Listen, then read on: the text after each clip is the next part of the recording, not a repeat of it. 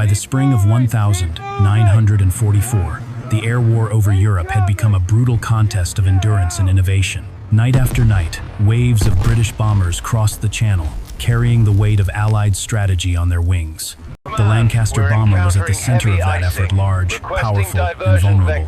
Its task was simple in theory: fly straight and level, deliver its payload, and make it home.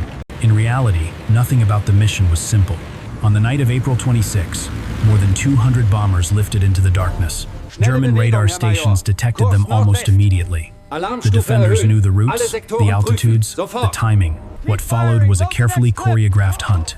At the controls of one Lancaster sat Fred Mifflin, only 21 years old, yet already hardened by repeated exposure to combat. Behind him, the crew moved through their practiced routines. Each man knew his place. Each man understood that survival depended on everyone else doing their job without hesitation. As the aircraft pushed deeper toward its target, the sky began to flash. Flak burst around the bomber, heavy shells exploding at calculated altitudes designed to tear aircraft apart with shrapnel. The Lancaster shuddered with every nearby blast, but it held its course. Turning away now would doom the mission, and possibly the aircraft behind them. Inside the fuselage, the bomb aimer crawled forward, folding into position as the flight engineer, Norman Cyril Jackson, adjusted systems and monitored the engines. Communication was clipped and calm. Panic had no place here. 60 seconds. Below them, Pathfinder flares illuminated the target area in ghostly white and orange light. The bomber flew straight into the storm, holding steady as the bomb aimer aligned the sights. The seconds stretched unbearably long. Then came the call every crew waited for. Bombs away. The Lancaster leapt as its load dropped free.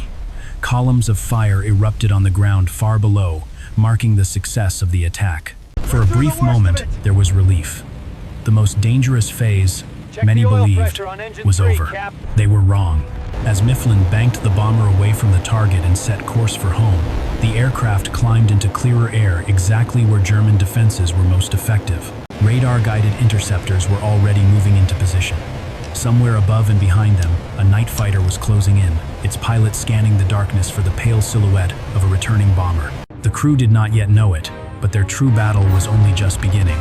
And before the night was over, the Lancaster bomber would be pushed beyond every limit it was ever designed to endure.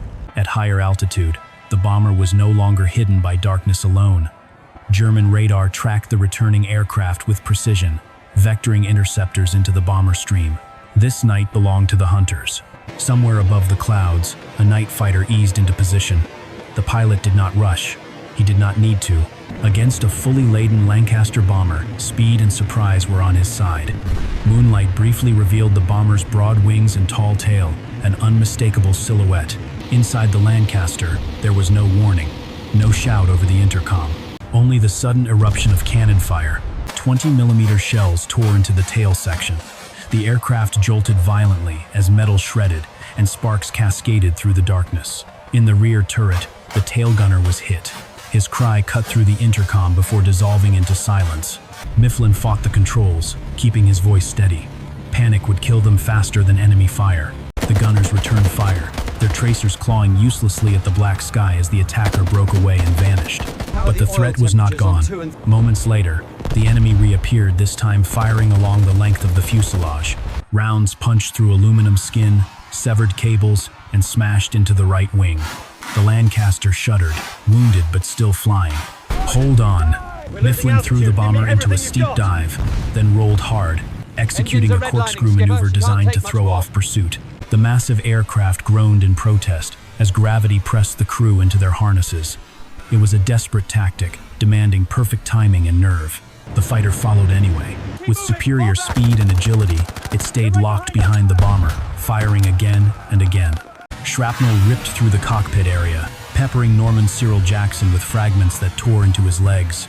Pain flared, but training overrode instinct. He stayed at his station. Then he saw it. Fire. Flames licked along the wing near the engine, fed by fuel leaking from shattered lines. Against the night sky, the fire burned bright and unforgiving. If it reached the tank, the wing would fail. If the wing failed, there would be no recovery. Inside the bomber, the realization spread with chilling clarity. This was no longer about completing the mission. This was about seconds, about whether the aircraft would remain intact long enough for anyone to escape. The fighter disengaged once more, slipping back into the darkness. But the damage was done. The fire continued to grow, eating into the wing with every passing moment. Jackson watched it spread, understanding exactly what it meant. He had seen aircraft break apart in midair. He had seen crews vanish without warning. And now, with his legs wounded and the aircraft still under threat, he faced a choice that defied reason. If nothing was done, they were all dead. The bomber flew on, burning, as the night closed in around them, setting the stage for a decision that would define the meaning of courage itself. The fire did not slow. It grew brighter, stronger, crawling along the wing as fuel continued to feed it. Inside the aircraft, the heat could be felt even through layers of metal and insulation. The crew understood what was coming. A burning wing rarely failed gradually. When it went all at once. Despite the pain tearing through his legs, Norman Cyril Jackson did not look away. He watched the flames with the detached clarity of a man who knew the mathematics of survival. There were no extinguishers inside the wing. There was no system designed for this situation, and there was no time. Jackson called the crew together and spoke calmly, almost casually, as if proposing a routine adjustment. He would go outside. The words hung in the air. At 18,000 feet, with the bomber still moving at nearly 180 miles per hour, stepping out of the aircraft meant certain death in almost every known case. The men stared at him, stunned. This was not bravery as they understood it. This was something else entirely. Jackson explained his plan with precision. They would secure his parachute inside the aircraft. He would crawl out through the hatch, make his way along the wing, and try to extinguish the fire directly. If he succeeded, they could haul him back in. If he failed, if the blast or the slipstream tore him away, they were to let him go. There was no debate. There could not be. As the hatch was removed, freezing air slammed into the fuselage with deafening force. The bomber shuddered as Fred Mifflin reduced speed as much as he dared. Even so, the wind outside was overwhelming. Jackson stepped into it. Clutching an escape axe, he forced his way out of the aircraft, driving the blade into the skin for purchase as the slipstream tried to tear him free. Inch by inch, guided by firelight and sheer determination, he dragged himself toward the wing's leading edge. The heat was unbearable. The metal beneath his gloves burned through the fabric and into his hands. Hanging on with one arm, Jackson forced the extinguisher nozzle into a cannon hole and discharged its contents into the wing. For a moment, nothing happened. Then, slowly, impossibly, the flames began to fade. Inside the bomber, the crew watched in disbelief as the fire receded. Against all reason, it worked. The wing was saved. But war rarely allows miracles to stand. The enemy fighter returned. A burst of cannon fire struck Jackson, tearing into his shoulder and leg. Fuel spilled beneath him, and in an instant, the night exploded into flame. Jackson was torn from the wing, his body whipping violently in the airstream as the crew struggled to hold him. They could not. With no choice left, they released him. His parachute ignited as he fell, a burning shape spiraling into the darkness below. The Lancaster, mortally wounded, staggered on. Mifflin ordered the remaining crew to bail out, but he stayed behind with the injured tail gunner. The attempt to save the aircraft ended in tragedy. Both men were lost. Jackson, however, survived the fall, broken, burned, barely alive. He would be captured, recover, and eventually return home to meet the son born on the night of the mission. The price had been terrible, but the meaning of the act would endure. What happened that night was not an isolated act of heroism. It was the product of a wider system, one shaped by technology, doctrine, and a brutal race to adapt faster than the enemy. By 1944, the Allied bombing campaign had become a cornerstone of the war effort. Factories, rail yards, and industrial centers were targeted with the belief that air power could shorten the war and break the enemy's ability to fight. Yet for the crews flying those missions, strategy felt distant. What mattered was surviving the night. The Germans understood this as well. Their response was methodical and lethal. Radar networks guided interceptors with increasing precision, while specialized night fighters were designed for one purpose: to destroy heavy bombers efficiently. The appearance of aircraft like the FW-190, adapted for night combat, reflected a clear evolution in aerial warfare. Speed, surprise, and heavy cannon fire replaced the swirling dogfights of daylight. From a modern American perspective, the mission highlights a hard truth about strategic bombing. Success was often measured statistically, while failure was personal. Each aircraft lost meant 7 lives gone, not numbers on a chart. Each damaged bomber that limped home carried the physical and psychological scars of industrial warfare. The actions aboard that burning Lancaster bomber also underline a central lesson in military history. Technology does not eliminate human judgment, it amplifies it. Radar could find targets, fighters could intercept, but when systems failed, survival depended on individuals making decisions no machine could calculate. For American audiences, especially those shaped by later conflicts and precision warfare, this story challenges comfortable assumptions. There were no smart weapons that night, no remote screens, only men in the dark, relying on training, trust, and raw nerve. Globally, these encounters pushed air forces to rethink doctrine. Defensive maneuvers, crew coordination, and damage control procedures evolved rapidly. Yet none could fully account for the unpredictable fire spreading where it should not, or a single man stepping outside an aircraft to change the outcome for everyone else. Strategically, the bombing campaign continued. Politically, it was defended as necessary.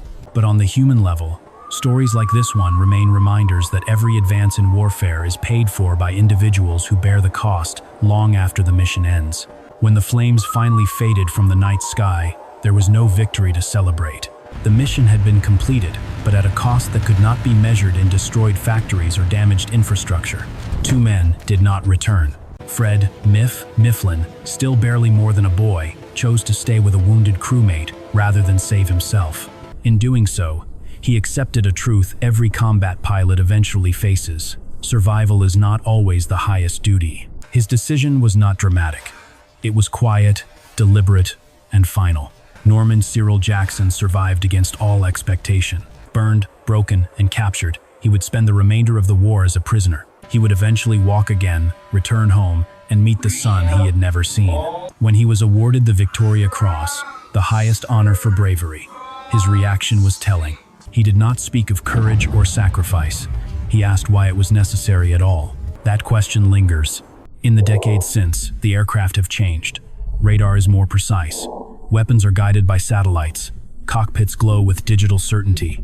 Yet the core reality of war remains unchanged.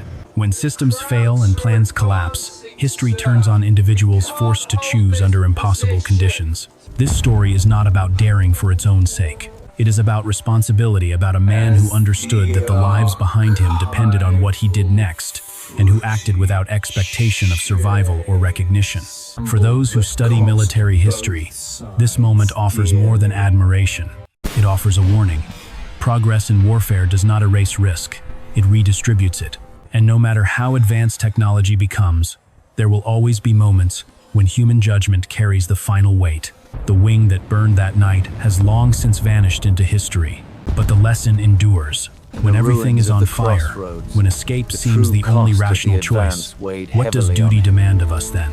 If this story made you pause, consider what lesson you take from it and share your thoughts below.